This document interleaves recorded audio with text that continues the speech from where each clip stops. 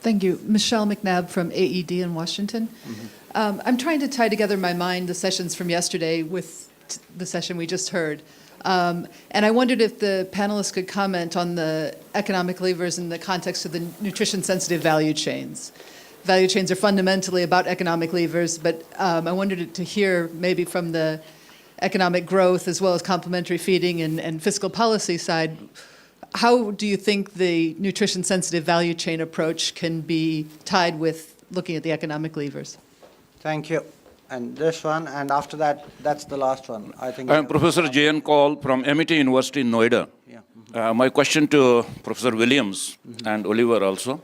I simply want to see your observation and your comments of the foods which have been grown and raised under the organic production systems. What are the nutritional impacts? Because I was really moved with the type of digestibility and nutrient density aspects. So vis-a-vis the organic foods, nutritional aspects versus the traditional foods, and I am quite sure they have a very big positive impact so far as the post-harvest management losses containing is also concerned. Good. We at the MIT University, I am a strong supporter for both these things. Thank What are your observations, sir? And this is the last one, I think now. Yeah, please go ahead. Chairman, I am G.M. Bhatt from University of Kashmir, Srinagar. Yeah. We all know that one of the important problems in the agricultural sector in most of the South Asian countries is that the size of the operational holding has become very, very uneconomical.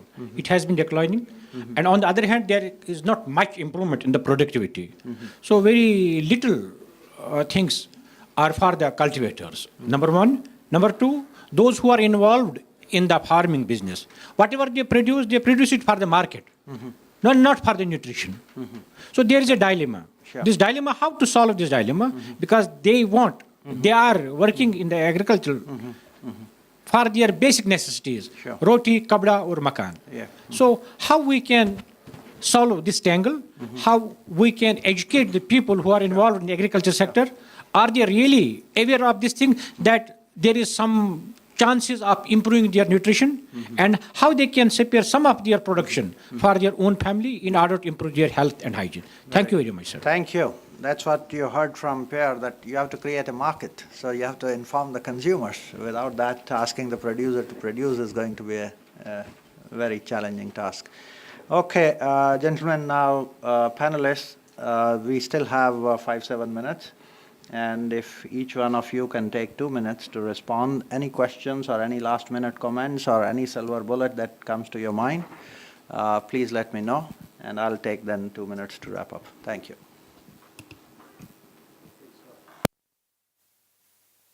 Okay. Where to start? Let's start with the what sort of institutions, and I'm glad Ashok asked Per Pinstrup-Andersen to make his remarks, because it gives me an in to some remarks that follow from that, I think. So what sort of institutions? Well, markets, I think. I mean, we start by having market-based solutions to these problems. But we recognise that in those markets there are likely to be market failures, there are distortions, and we need economic policy to address those distortions. So some remarks to some of the specific questions in that context then. The first comment about the underproduction of certain commodities in the Indian economy. I don't know, but perhaps the subtext there was let's use blanket-based market instruments to support those sectors to try and encourage production. Be careful, I mean, there's a theme coming through in all of my comments here. Be careful with blanket-based price support, market support. We had blanket-based market support in the European Union for many years. It was called the Common Agricultural Policy. Look what a mess that got us into. So be careful about that sort of approach. Some of the suggestions that came through from a couple of people in the audience, the Canadian mechanism of supporting the incentivization of increased protein, and the Asian bank lady who talked about the investment in small-scale production, or investment on a small scale. I think that endorses some of the remarks that I was making earlier about identifying specific failures, specific market failures, specific issues which can be addressed with economic instruments rather than approaching things at aggregate aggregate macro levels. And then the final comment that I'll address is the one down at the front here on the value chain. And again, value chains are a concept that comes through from marketing. I'm an economist, and I tend to think not of value change, but a series of markets. Each of those markets potentially delivers increases in added value, and as I understand it now, the nutritional approach to value chains says that each of those markets potentially adds value in terms of the nutrition. What we need to do is to recognise again that some of those markets may fail, but we also need to optimise using those markets to add nutritional value at the most appropriate points in the value chain. Thank you.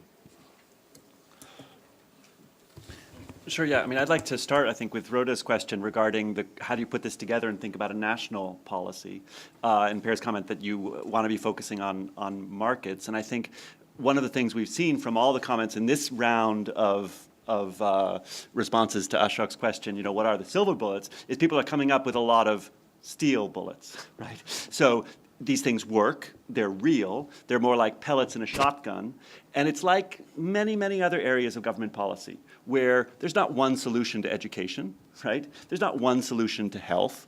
There's not one solution in nutrition. There are issues of maternal, child, adolescent, adult.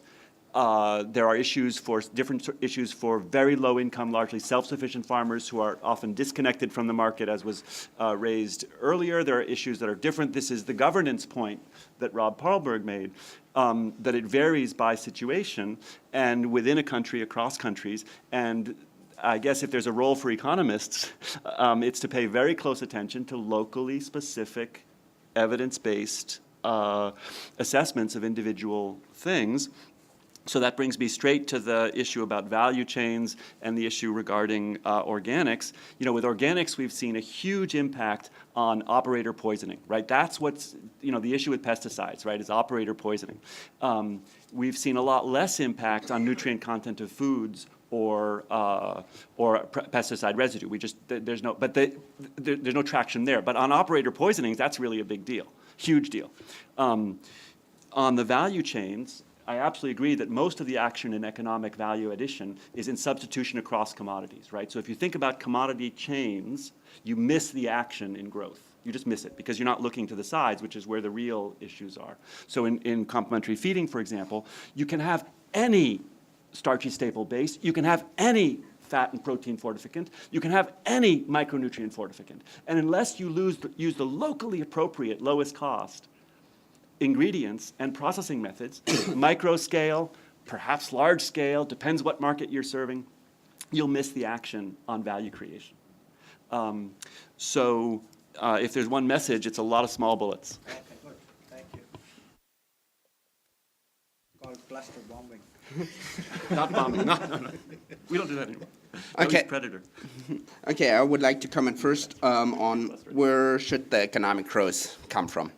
What we looked at are particularly in Malawi, the policy under the Farm Subsidy Input Program versus the cut-up scenario. I'm very sure you're very familiar with it.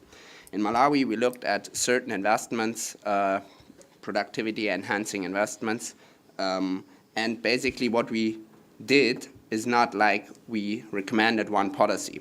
We compared alternative policies. And then we said, because this is actually what happens, you have different options, and then you say, from a nutrition perspective, this one is better than that one.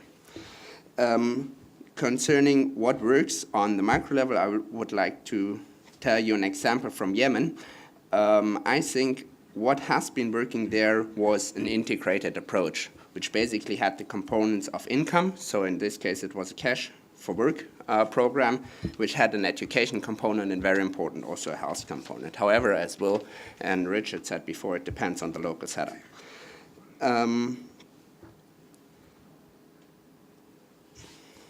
Okay, that's from.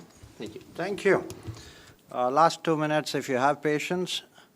Well, it has been a fascinating panel giving us presentations from overall growth to fiscal policies to special multinational products, Cerelac versus micro-level small-scale products which can be very cost-effective and the challenge of scaling it up, but also from the audience here.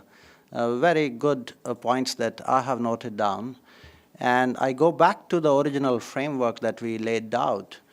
And I find a very good comment that countries which are facing a lot of shortage of food to start with, many countries in Africa, the first big challenge is to increase the very availability of food, and therefore anything that can be done on the productivity side, the economic incentives that can be provided to raise the productivity through technology or whatever else needs to be put in. And the second point is, once you have produced, you must ensure it's not wasted. There are countries which have produced food and 1/3 of that gets wasted. And therefore, you need, again, economic levers of huge infrastructure investments. And let me remind what the Prime Minister was saying in his opening remarks, that the next revolution in Indian agriculture he would like to see is not green revolution, but marketing revolution. I go back to what Pierre was saying, that you have to have not only controlling the wastages, but also making supply lines effective and be in line with what the consumer demands are going to be. Now, you have a big challenge of informing the consumer what is good, nutritious food. And there should be a demand coming from there, and then ask the farmers to produce. And biofortify that, investments in supply lines that would be needed, all this. But we also got some good comments on economic access issues. And that's the experience of John that said that perhaps conditional cash transfers, as in Brazil, could be the way to go. I wish I had heard more on this economic access issues, some of the other experiences in other countries, what is the best way to go ahead. And I would still love to hear that if there are some suggestions. And finally, when we come to from production, availability question, economic access, and absorption, and that's where the real challenge starts. And the real challenge starts in terms of not only investments that are needed or economic incentives, but that's where we start going into the other silos of social, education, cultural factors also more and more into that. So the challenges are still open. And if you have any other silver bullets, I would still look for that. But there are implications of setting a good example, and Amul was one of the examples that was given, which can improve nutrition quite significantly, and it was all along the value chain. Economic investments were made, and the markets were created for the farmers as an incentive to give price on the basis of fat or whatever, but next stage may be looking at proteins. But there are many other products which are waiting for that type of a revolution. In horticulture, soybean, I gave you the example where they are sitting on a gold, they don't know what to do with that protein. And it is an information and challenge of investments. With these few remarks, I would like to thank and ask you to give a good hand to our panelists. And thank you very much.